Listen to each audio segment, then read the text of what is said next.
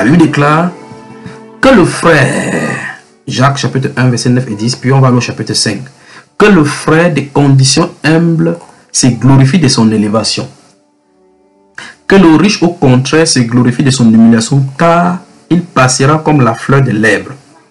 Verset 11 même dit, le soleil s'est levé avec sa chaleur ardente, il a desséché l'herbe, sa fleur est tombée et la beauté de son aspect a disparu. Ainsi le riche se flétrira dans ses entreprises. L'évangile du coronavirus. Toi qui m'écoutes maintenant, tu dis que tu es une grande dame, tu mets le maquillage, tu passes, on te voit, tu mets le poudre d'escampette, tu mets le fond de teint, le teint de fond. Au point où tu passes n'importe quoi, si la sueur coule sur toi, ça coule sur ton habit, ça va t'intégrer, il n'y a pas de problème. La Bible déclare que ta beauté est une fonction décroissante du temps, que ça va sauf que passer. Tu peux fermer les rides, mais quand tu vas te laver, tu vois au miroir et toi-même tu sais que ça ne va pas avec toi. Tu es vieille, tu peux chasser comme tu veux.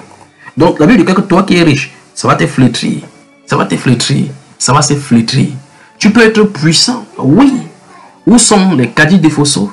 Où sont les Fosso Victor, multimilliardaires, qui sont craints par le pouvoir, qui ont investi dans les pays, et finalement ils partent sans 5 francs. Et qu'est-ce qui va arriver?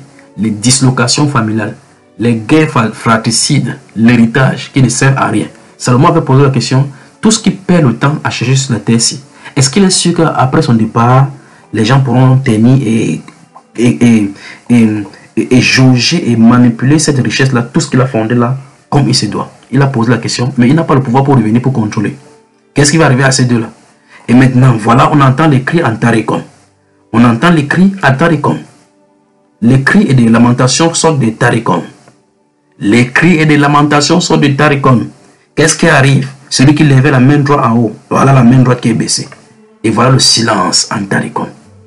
Qu'est-ce qui se passe? Silence pour toujours en Tarikon. Tarikon pleure son nom.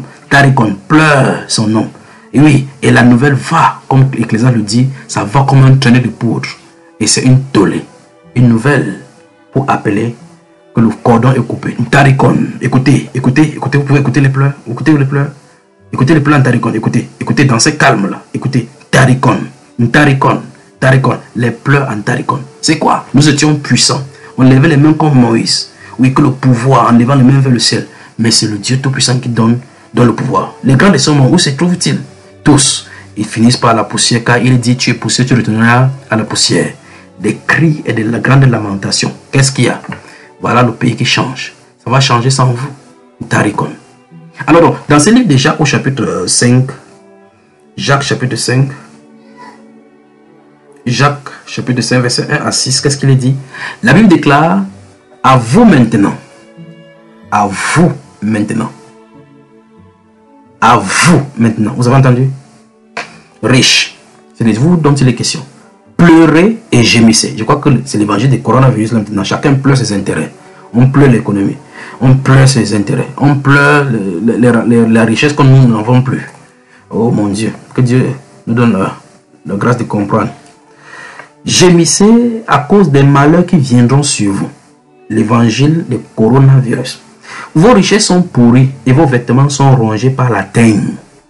Votre or et votre argent sont rouillés et les rouilles se lèvera en témoignage contre vous et dévorera vos chairs comme un feu. Vous avez amassé des trésors dans les derniers jours. Voici le salaire des ouvriers qui ont moissonné vos champs et dont vous les avez frustrés. Cris, et les cris des moissonneurs sont parvenus jusqu'aux oreilles du Seigneur des armées. Vous avez vécu sur la terre dans les voluptés et dans les délices. Vous avez rassasié vos cœurs au jour du carnage.